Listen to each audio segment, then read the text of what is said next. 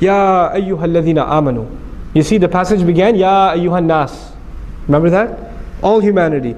But Allah is saying all of humanity has disappointed me. So the responsibility falls on you. Let me teach you what you will do to appreciate Allah. Here's how you appreciate Allah. Ya ayyuhalladhina amanu. Irka'u wasjudu. Make ruku', make sajda. What is both of these things referring to? Salat.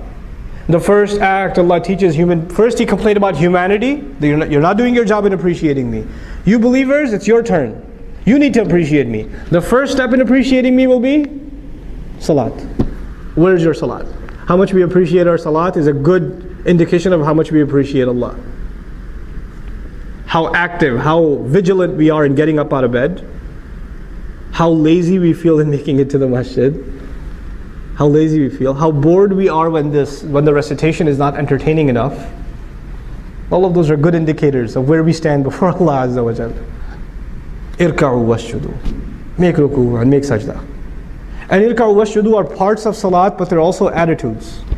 You know, somebody who doesn't know about prayer, doesn't know about the Muslim prayer. A non-Muslim guy walks by and he sees people making salat. He's going to notice these people are standing with their head down, holding their head. They're humble before somebody. Then they put their heads down like this halfway. Wow, they got even more humble. And when they got up, what happened next? Face on the ground, they got really humble.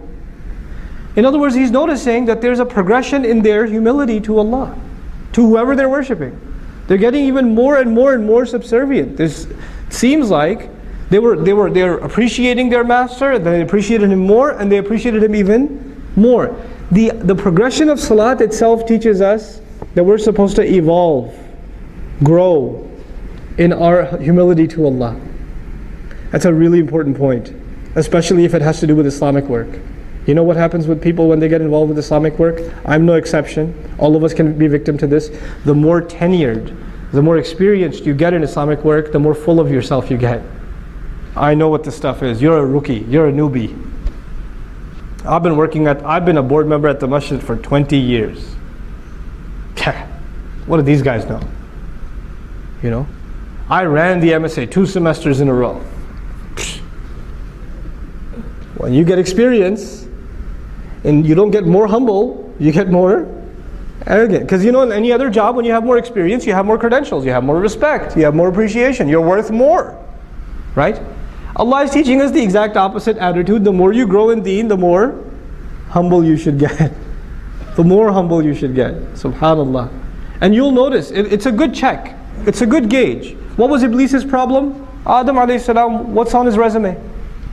How long he's been doing so? What kind of experience he has? He gets a promotion over me. Now imagine you're a volunteer, you're helping out at the MSA at the college or at the Sunday school, you've been volunteering for 2-3 years, and they pick a new principal for the Sunday school. You even had your inauguration speech ready, and they pick this 18-year-old kid to be the principal of the Sunday school. The story of Iblis is going to repeat itself. Ana khayrun minhu? What do you mean him? I got the experience, man. I should have been the principal. That should have come to me. The story repeats itself. It's not just a story that happened a long time ago. You know? So this idea, as the more we serve, the more we're going to become humble. The extreme of humility, wasjudu. Then from there, because these two things still in the end, in essence, refer to salat. They refer to salat.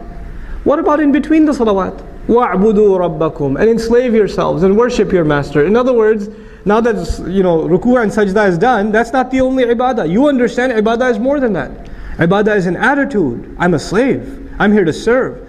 Ibadah is how I walk, how I talk, how I think about myself, how I think about others. Your entire attitude gets transformed because of prayer. Prayer is actually a very big part of a Muslim's personality, not just our behavior. Prayer, we think of it as a behavior. But prayer actually, the daily salawat, they're supposed to have a really direct effect on how we think.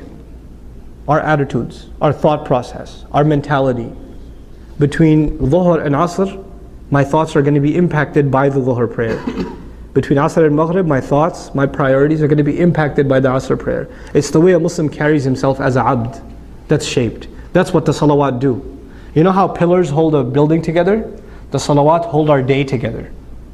They hold our day together. In between, the between hours are dictated by what quality of salat we have. Now if the salat itself becomes empty, if the salat becomes just cardiovascular exercise, this just becomes a review session for Surah Al-Ikhlas and Surah Al-Kawthar, because you don't have time for anything more. You know? If it just becomes that, you're not going to see a change in your personality.